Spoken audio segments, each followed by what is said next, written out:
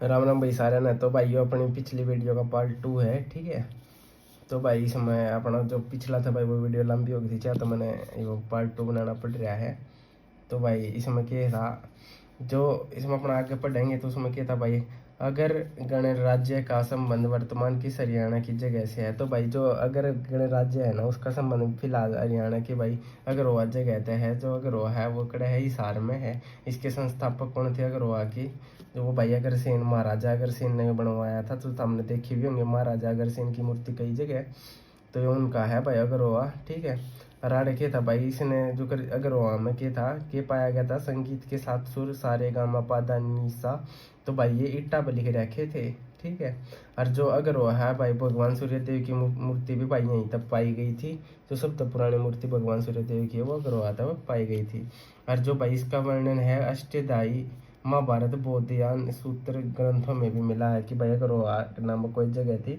इसका भाई सारा महाभारत में ही पाया गया, बौद्धयान सूत्र ग्रंथों में भी मिलता है इसका वर्णन, ठीक है। हरियाणा में सूर्यदेव की मूर्ति किस जगह से प्राप्त हुई थी। तो भाई मंथर बता दी, भगवान सूर्यदेव की मूर्ति अगरवा में पाई गई थी। इस अगला इंपॉर्टेंट भाई मोस्ट इंपॉर्टेंट क्वेश्चन है जो है अपना, हरियाणा में हर्षवर्धन कालीन ताम्र मुद्राएं कहाँ से प्राप्त हुई थी। जो हर्षवर्धन के टाइम की भाई ताम्र मुद्राएं हैं वो सोनीपत से प्राप्त हुई थी, ठीक है। चोटांग नदी का ऋग्वेदिक कालीन नाम क्या है भाई। जो चोटांग नदी है उसका ऋग्वेदिक कालीन नाम क्या है भाई, वो है दृष्टवती। सरस्वती नदी का है नदीतमा। सतलुज नदी का है शतुद्री, ठीक है। इसका नाम है भाई शतलुज नदी का शतुद्री, ठीक है। तो याद रखियो भाई, चोटांग नदी का जो ऋग्वेदिक कालीन नाम है वो दृष्टवती, सरस्वती का नदीतमा, सतलुज का शतुद्री शतुद्री शतुद्री, ठीक है। 8वीं शताब्दी में किस प्रसिद्ध संत द्वारा अष्टलभोर मठ की स्थापना की गई थी। 8वीं शताब्दी में भाई अष्टलभोर मठ की स्थापना की गई थी। ये किस संत द्वारा करी गई थी। अष्टलभोर मठ है कहाँ पे। तो भाई अष्टलभोर मठ जो है वो रोहतक में है, ठीक है। ये बहुत फेमस है रोहतक में। तो जो रोहतक तो होगा भाई उसने बेरा भी होगा। और ठीक है, इसकी स्थापना भाई संत चौरंगी नाथ ने की थी। सर्वप्रथम बंदा जो चौरंगी नाथ जो थे, सर्वप्रथम बंदे ऐसे थे जिनने हरियाणवी को हिंदी में यूज़ करा था। मान लो हिंदी बोलते बोलते हरियाणवी बोल दी, हरियाणवी बोलते बोलते हिंदी बोल दी, इस तरह से पहला बंदा जो था वो संत चौरंगी नाथ थे जिनने हरियाणवी को हिंदी में प्रयोग किया था, ठीक। 8वीं शताब्दी की विष्णु वामन अवतार की मूर्ति हरियाणा में किस जगह से मिली है। तो भाई विष्णु वामन अवतार की मूर्ति जो हरियाणा में सबसे पहले कितने मिली है, वो तो शाम की पहाड़ी से मिली है। इस चीज़ का भी हम ध्यान रखियो भाई, ठीक। ये क्वेश्चन बहुत इंपॉर्टेंट है भाई, विष्णु वामन अवतार की मूर्ति कहाँ से मिली है। ये क्वेश्चन मेरे ख्याल से आया भी होगा सीईटी ग्रुप सी में, जिनने पेपर दिया होगा मेरे ख्याल से आया था यो। 9वीं शताब्दी में डैश का प्रसिद्ध शासक राजा मिहिर भोज घोड़े के व्यापार के लिए प्रसिद्ध था। तो भाई जो 9वीं शताब्दी थी ना, 9वीं शताब्दी यानी मैंने था बता दी शताब्दी को देखी जाए पिछली वीडियो में, उसमें क्या था कि जो 9वीं शताब्दी यानी 800 से लेकर 900 ईस्वी तक जो 9वीं शताब्दी बोली जाएगी। तो उस टाइम के प्रसिद्ध राजा मिहिर भोज घोड़े के व्यापार के लिए क्या प्रसिद्ध था। तो भाई उस टाइम पे पेवा नामक जगह जो है, पापा की कह रहे हैं उस साइड जाऊँ कुरुक्षेत्र साइड तोड़े है पेवा। तो उधर की जो पेवा है वो बहुत फेमस था घोड़ों के व्यापार के लिए, ठीक है। इस चीज़ का भी ध्यान रखना था हम। तो भाई 9वीं शताब्दी में भाई हरियाणा ने भाई हरियाल कहा करते। 6वीं शताब्दी में जो कहा करते भाई श्रीकंठ जनपद कहा करते हैं। 9वीं शताब्दी में गढ़ीवाल या हरियाल दोनों चीज़ खाया करते, ठीक है। इस चीज़ का ध्यान रखियो।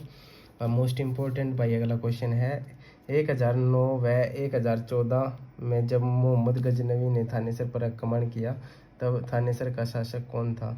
तो भाई ये उन 1009 में तक ले गए 1014 के बीच में भाई मोहम्मद गजनवी आ गया था हरियाणा में। तो उसने आक्रमण करा जब थानेसर पर। थानेसर वो जरा हर्षवर्धन था, ठीक है, जो उसकी कैपिटल थी। तो वहाँ पर भाई इसका आक्रमण हुआ। तो उस टाइम का राजा कौन था। तो उस टाइम पर राजा था भाई जयपाल, ठीक है, राजा जयपाल था। उस टाइम पे क्या हुआ कि ये उन 1009 में गजनवी जो था वो पहली बार भारत आया था। तो उसने क्या करा कि आते ही 1014 में यानी 5 साल बाद गजनवी ने क्या करा, अटैक कर दिया जयपाल पे। तो जयपाल पे अटैक कर दिया धोखे थे। तो उस टाइम पे क्या हो गया, तो गजनवी जीत गया था, ठीक है। उसका अगला क्वेश्चन ही बहुत इंपॉर्टेंट है भाई। थानेसर में चक्कर स्वामी की मूर्ति किसके द्वारा तोड़ी गई? तो भाई जब थानेसर पर आक्रमण कर दिया था भाई गजनवी ने, तो फिर वो मूर्ति तोड़ेगा। तो भाई इसका नाम मूर्ति तोड़े था भाई, मूर्ति भंजक भी पड़ गया था। और इसका जो गजनवी था उसका दरबारी कवि कौन बना था? उसका दरबारी कवि कौन था भाई? अलबरूनी था भाई, जिसने एक किताब लिखी थी। और किताब की लिखी थी भाई उसने, अलबरूनी ने, किताब उल हिंद। उस किताब का नाम है भाई, वो भी इम्पोर्टेंट है, किताबा के नाम आया करें कि भाई यह किताब किसने लिखी थी। तो इस तरह था भाई, यह किताब दरबारी कवि उसकी अलबरूनी ने लिखी थी गजनवी के। ठीक है। मोहम्मद गजनवी ने थानेसर पर आक्रमण कब किया था भाई? तो मोहम्मद गजनवी ने 1014 में आक्रमण करा था। मैंने तक पढ़ा दी थ्योरी। हरियाणा में तोमर वंश को सत्ता से हटाने का श्रेय किसे जाता है? तो भाई हरियाणा में तो तोमर वंश जो था ना, उसको हटाने खातिर भाई चौहान शासकों ने हमला कराया था भाई, तोमर वंश को जब खत्म करा। और जो उसका चौहान शासकों का जो सबसे फेमस राजा होता हमने बेरा होगा, पृथ्वीराज चौहान भाई, बहुत फेमस राजा है। ठीक है। और इसका ये भाई युद्ध होया था जो तराइन के युद्ध के नाम से फेमस है। जो पृथ्वीराज चौहान ने युद्ध लड़े उसका नाम था भाई तराइन का युद्ध, जो करनाल में हुए थे ये सारे। ठीक है। पर करनाल में 2 युद्ध हुए थे ये। एक होया था भाई 1191 में, जो पृथ्वीराज और मोहम्मद गौरी का होया था, जिसमें भाई पृथ्वीराज चौहान जीत जावे है। तो फिर उसका अगले साल में जो क्या करे पृथ्वीराज चौहान भाई दयालु आदमी हो है, तो उस टाइम पे जो क्या करे मोहम्मद गौरी ना हरा कर उनका जिंदा छोड़ दे, मारदा को ना। तो अगली बार क्या होगी, जब ये छोड़ दे है तो गौरी भाज जाए, फिर नु कहे कि ठीक है मैं थार पर हमला नहीं करूँगा। तो फिर जो गद्दारी कर जाए, अगले साल फिर सेना लेकर आओ अपनी 1192 में। ठीक है। उसके बाद फिर पृथ्वीराज चौहान पर हमला कर दे है, तो उस टाइम पे फिर मोहम्मद गौरी जीत जावे हैं। तो फिर इसके बाद वो हार जाता है। ठीक। और ये भाई तराइन के युद्ध के नाम से फेमस है भाई, जो पृथ्वीराज चौहान का ही है। ठीक है।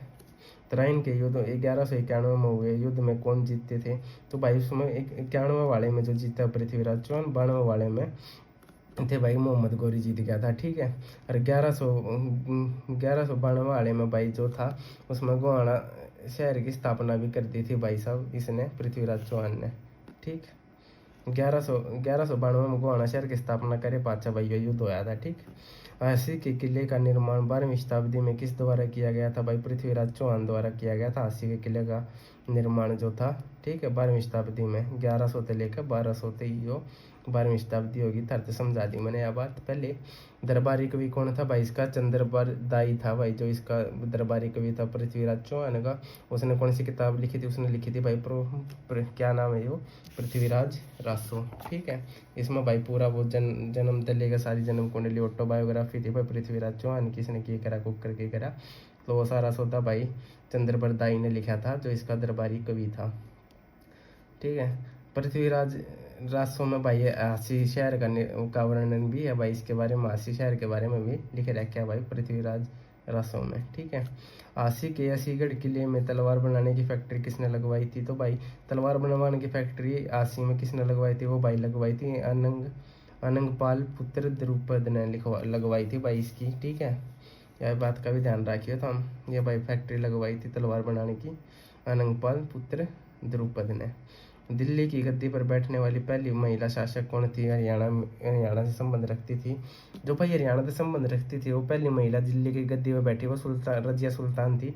रजिया सुल्तान कड़े पैदा हुई थी भाई, कैथल में हुई थी। ठीक है। इस चीज़ का ध्यान रखियो। तो हम हरियाणा शासन भाई यह गुलाम वंश से थी। ठीक है। गुलाम डायनेस्टी तो थी। ठीक है। इस चीज़ का भी ध्यान रखियो। गुलाम वंश तो थी रजिया सुल्तान थी किसकी? कैथल की थी।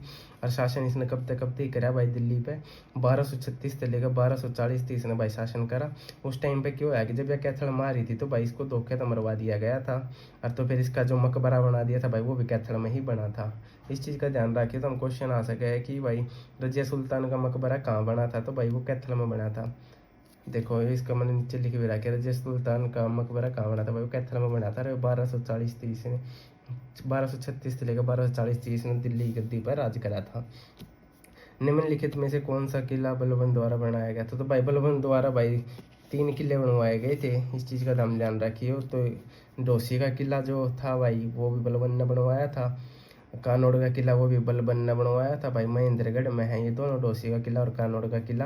गोपालगिरी का किला ये भाई बलबन ने बनवाया था, तो ये गुड़गांव में है, दिल्ली बॉर्डर पे है। ठीक है। ये 3 चीज़ भाई बहुत इंपॉर्टेंट है, ये याद रखिए। ये किला किस किस ने बनवाया था, क्वेश्चन आ सके है ग्रुप डी में। दिल्ली सल्तनत काल में हरियाणा का सबसे छोटा इक्ता कौन सा था जिसमें 30 व 40 गांव आते थे? तो भाई सबसे छोटा इक्ता यानी वो छोटी जगह जिसमें 30 या 40 गांव आए करते भाई, वो पलवल था दिल्ली सल्तनत के टाइम पे। ठीक है, इस चीज़ का भी ध्यान रखिए। और सबसे बड़ा इक्ता कौन सा था? दिल्ली इक्ता था। अलाउद्दीन खिलजी हरियाणा में किस जिले से मुक्ति इक़्तिदार था? जो अलाउद्दीन खिलजी था भाई, वो किस जिले का मुक्ति इक़्तिदार था? तो भाई वो कैथलगा था। ठीक है, इस चीज़ का भी ध्यान रखिए हम। अगला मोस्ट इंपोर्टेंट क्वेश्चन है भाई, हरियाणा में नहरों का निर्माण सर्वप्रथम किसके द्वारा करवाया गया था? जो भाई सबसे पहले नहर बनवाई गई थी हरियाणा में भाई, वो फिरोज शाह तुगलक द्वारा बनवाई गई थी। जो बेटा था फतेह खां का, 1352 में इसने फतेहाबाद शहर की स्थापना करी थी और 1354 में इसने इशारे फिरोजा की स्थापना करी थी। तो आगे जाके देखिए भाई, जो इशारे फिरोजा की स्थापना जो इसने करी है ना 1354 में, तो भाई इसका इशारे फिरोजा में जब अकबर का टाइम आवा ना, तो अकबर इस फिरोजा वर्ड ना हटवा दे है। ठीक है, तो ये मैं आगे पढ़ाऊंगा था हमने, देखते रहिए भाई, आगे पूरी हिस्ट्री पढ़ा दूंगा था हमने। हरियाणा ही बुक कर गए है। किसने हिसार में काले पत्थरों से गुजरी महल का निर्माण करवाया था? तो भाई गुजरी महल जो था ना, वो फिरोज शाह तुगलक ने बनवाया था। ये चीज़ भी याद रखियो, हिसार के में है भाई ये गुजरी महल। ठीक है, इसका भाई यो कालो पत्थर आता बनवाया था फिरोज शाह तुगलक ने।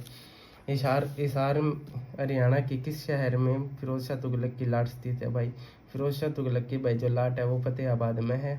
और इसने गोहाना के मंदिर तोड़ दिए थे भाई सारे। ठीक है, मेवात में हिंदुओं को मुस्लिम बनवाने का काम भी भाई इसने करा था। कहते नीचा आदमी था भाई फिरोज शाह तुगलक, जिसने भाई हिंदू कन्वर्ट करवाए थे मुसलमाना में मेवात में। ठीक है, इस चीज़ का भी ध्यान रखियो। हरियाणा के किस स्थान पर तैमूर ने आक्रमण किया था? तो भाई हरियाणा के किस स्थान पर तैमूर ने आक्रमण किया था? भाई जो करा था वो हिसार में करा था, सिरसा में करा था, फतेहाबाद में। जो भाई इसने 3 जगह आक्रमण करा था तैमूर ने, हिसार, सिरसा और फतेहाबाद में। यह चीज़ भी था, ध्यान रखियो। हड़प्पा सभ्यता स्थल बनावली को फतेहाबाद हरियाणा से खुदाई में किसने निकाला था?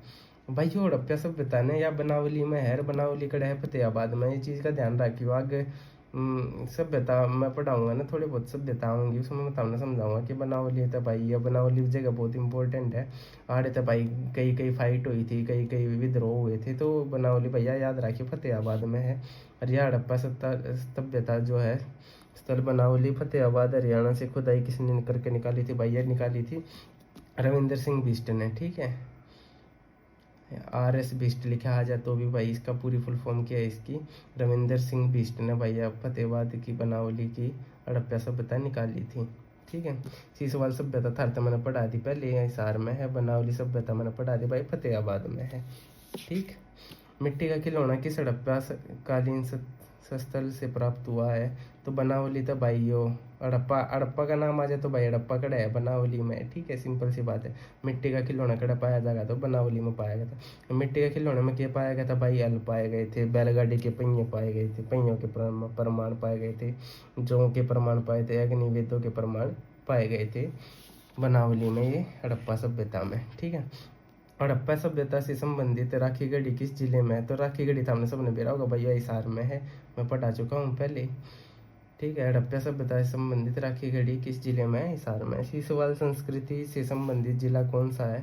तो भाई सीसवाल सभ्यता और संस्कृति से भाई जो संबंधित जिला वो हिसार है।